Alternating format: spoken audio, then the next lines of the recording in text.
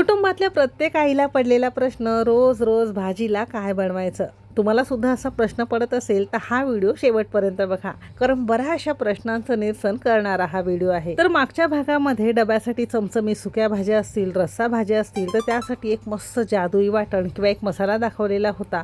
तोच मसाला नेमका वापरायचा कसा, त्यापासून वेगवेगळ्या सुक्या रस्सा भाज्या कशा तयार करायच्या ते आज आपण बघणार आहोत. तुम्ही हा जादुई मसाला किंवा वाटणाचा व्हिडिओ अजून बघितला नसेल तर वरच्या या आय बटनमध्ये त्याची लिंक दिलेली आहे, नक्की चेक करा. खूप कामाचा व्हिडिओ आहे. रेसिपी आवडली तर एक लाईक नक्की करा. चॅनेलवर नवीन असाल सबस्क्राईब करा. बाजूची बेल घंटा नक्की क्लिक करा.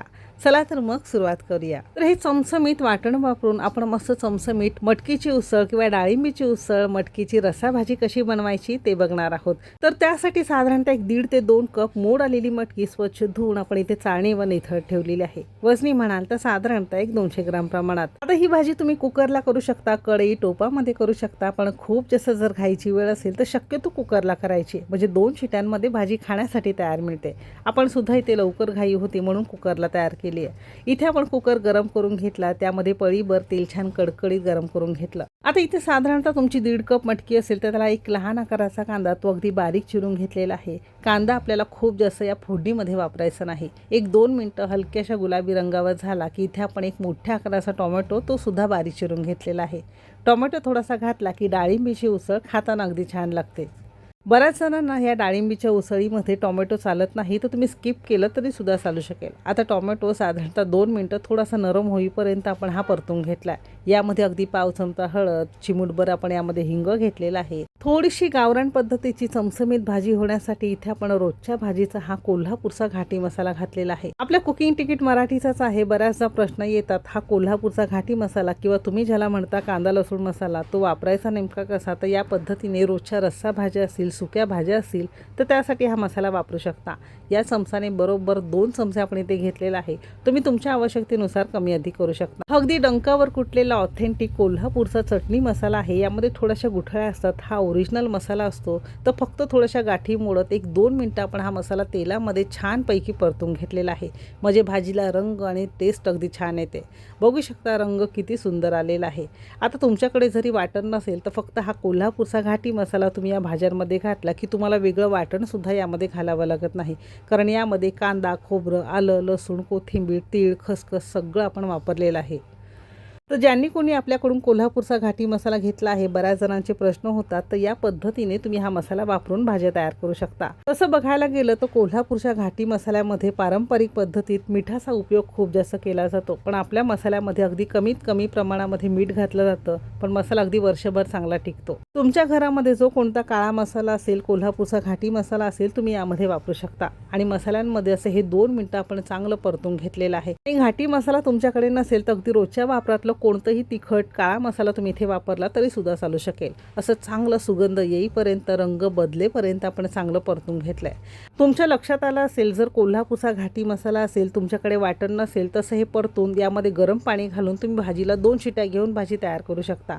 पण जर तुमच्याकडे असं हे आपण दाखवलेलं जादुई मसाला वाटण असेल तर साधारणतः 1-2 चमचे आपण या भाजीमध्ये घालणार आहोत. तुम्ही तुमच्या आवश्यकतेनुसार कमी अधिक करू शकता. जितका रस्सा पातळ घट्ट लागत असेल त्यानुसार तुम्ही हे वाटण कमी अधिक करू शकता. तर इथे आपण साधारणतः 2 चमचे घातलेला आहे आणि पुन्हा 1 मिनिटभर थोडंसं मटकीमध्ये, मसाल्यांमध्ये असं हे छान परतून घेतलेलं आहे. सगळ्या घरात मटकीचा आणि मसाल्यांचा असा छान घमघमाट पसरलेला आहे. तर डब्यासाठी सुकी भाजी करायची असेल तर पाणी थोडंसंच घाला. जास्त रस्सा भाजी करायची असेल किंवा याची तुम्हाला मिसळ करायची असेल तर यामध्ये पाण्याचं प्रमाण थोडं जास्त घ्यायचं आहे. आणि आपल्या मसाल्यांबरोबर ना साधं पाणी जरी घातलं तरी भाज्यांना रंग अगदी छान येतो. जर गरम पाणी घातलं असतं तर आणखीन रंग छान आला असता. आपण इथे साधंच पाणी वापरलंय. साधारणतः 1-1.5 लिटर आपण यामध्ये पाणी घातलंय, कारण आपल्याला थोडीशी पातळ भाजी हवी आहे, जी भाकरी बरोबर आपल्याला चुरून सुद्धा खाता येईल. आता आपण इथे कुकरला करतो आहोत म्हणून झाकण लावून साधारणतः 2 शिट्या काढायच्या आहेत.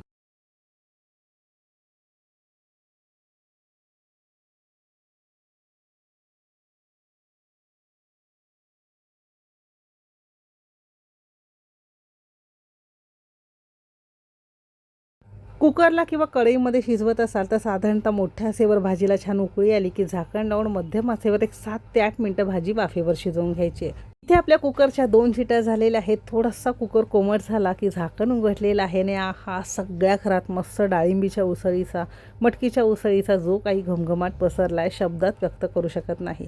रंग बघू शकता, तरी बघू शकता किती सुंदर आलेली आहे. आता ही तुम्ही मिसळ म्हणून सुद्धा पावाबरोबर खाऊ शकता. थोडंसं शेव, फरसाण वगैरे घालायचं आहे, थोडासा लिंबाचा रस पिळून घ्यायचा आहे, वरून थोडासा कांदा भुरभुरायचा, झाली तुमची मिसळ पाव खाण्यासाठी तयार. गरम गरम ज्वारीचे फुलके, चपाती किंवा भाकरी भाताबरोबर तुम्ही असा आस्वाद घेऊ शकता. एकदम मस्त चमचमीत आणि मस्त छान झालेली आहे. अशी ही मटकीची उसळ तुम्ही नक्की करून बघा. आणि सेम वाटण वापरून तुम्ही अगदी कोणत्याही प्रकारची कडधान्यांची उसळ भाजी तुम्ही सेम पद्धतीने करू शकता. फक्त तुम्हाला कमी वेळ शिजवण्यासाठी लागू शकतो. बाकी बनवण्याची पद्धत सेमच आहे. यापासून कोणतीही कडधान्याची रस्सा भाजी किंवा वांग बटाटा असेल, मटार बटाटा असेल, फ्लावरचा रस्सा असेल, अगदी कोणतीही भाजी तयार करू शकता. डब्यासाठी बटाट्याची सुकी भाजी कशी बनवायची ते बघणार आहोत. बऱ्याचशा डब्याला भाजी बनवायची असते पण काही नसतं, मग अशा वेळेस बटाट्याची चमचमी सुकी भाजी अगदी बेस्ट ऑप्शन आहे. तर हे वाटण वापरून कसं बनवायचं ते बघणार आहोत. त्यासाठी साधारणतः 3 मध्यम आकाराचे आणि वजनी म्हणाल तर साधारणतः 200 ग्राम प्रमाणात कच्चे बटाटे आपण सालांसकट फोडींमध्ये करून घेतले, कारण सालांसकट भाजी चवीला अगदी छान लागते. सालांमध्ये पोषण तत्व सुद्धा खूप असतात. तुम्ही सालं काढून घेतली तरी सुद्धा चालू शकेल. भाजीला फोडणी देण्यासाठी इथे आपण कढई घेतली. तुम्ही छोट्या कुकरमध्ये सुद्धा करू शकता, ती सुद्धा अगदी झटपट होते. यामध्ये पळीभर तेल गरम करून घेतले. अगदी पाव चमचा मोहरी छान फुलवून घेतलेली आहे. मोहरी छान फुलली की अगदी पाव चमचा आपण यामध्ये हिंग घेतलेला आहे. हिंगाबरोबरच इथे आपण एक लहान आकाराचा टोमॅटो अगदी बारीक चिरून घेतला.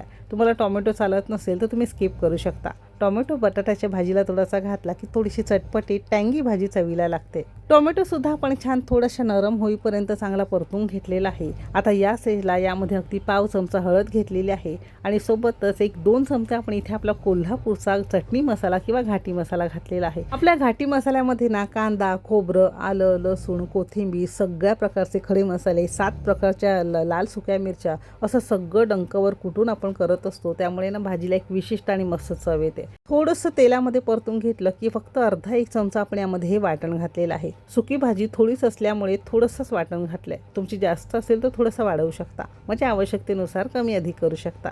अगदी मध्यम आचेवर काही सेकंद आपण मसाला वाटण परतून घेतलेला आहे. यामध्येच आपण या बटाट्यांच्या फोडी घातलेल्या आहे. चवीपुरतं मीठ सुद्धा घालणार आहोत.